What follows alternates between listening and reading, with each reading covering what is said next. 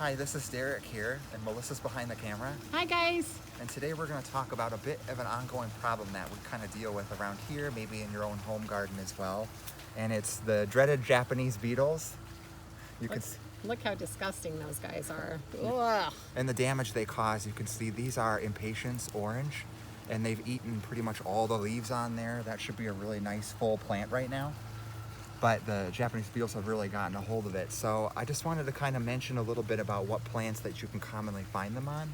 Obviously the impatiens, trying to think about a few of the other annuals. I don't really know that there's a lot. Oh, we did see some on our Kufia bat face plant this year too. But for annuals, that's kind of the main couple that I've come across. There's probably more because what they're feeding on here in our lot, I guess might not necessarily be what you're seeing in your yard. Perennial wise, they like to go on more like probably your Alethea or Rose of Sharon. Roses in general, they really like those, the leaves and flowers both. Yep. Some of your trees, you'll see Japanese maples, Yep. linden trees, and a few elms that are around the area as well. But like I said, that can range from yard to yard, and even from year to year. Great plants really like those great plants. But one year they might be really favoring that great plant. The next year they might be going more toward the linden. So it kind of just depends upon the year, what their populations are. Very true. I know last year or the year before, I think when we had them here in the nursery, they also were on our coral bells quite a lot. We haven't really seen that this year, so that's kind of a good example. And oftentimes like the fine line buckthorns too, I've seen them on those. So Forgot about that one. That one is one they like. So it does vary year to year. That's a great point. All right, thank you. So what happens is usually they start to come out, I want to say like mid-June, and they start to congregate on certain plants. It seems like orange is a really attractive color to them because I always see them on orange, and you know the Kufia bat face plant also has an orange flower. She's picked one off to kind of show you more. I'm kind of surprised she's picked it up, but so that's the Japanese beetle there. You're taking a look at it, and when one starts to come on, that drives more to the area. So really the goal is if you can keep them off from the beginning, the chances of damage goes down a lot. So in my yard, what I do at home is, one of the perennials I forgot to mention is asters. I've noticed in the last couple of years they will start to go on my asters New England. So I will take a bucket of soapy water and start picking them off each evening, and if I can keep those 3 or 4 of them off early on, then I'm not going to get the damage when they start to come in there in numbers of like 20 or 30 or even 50 or more. Why do you see more? Because typically.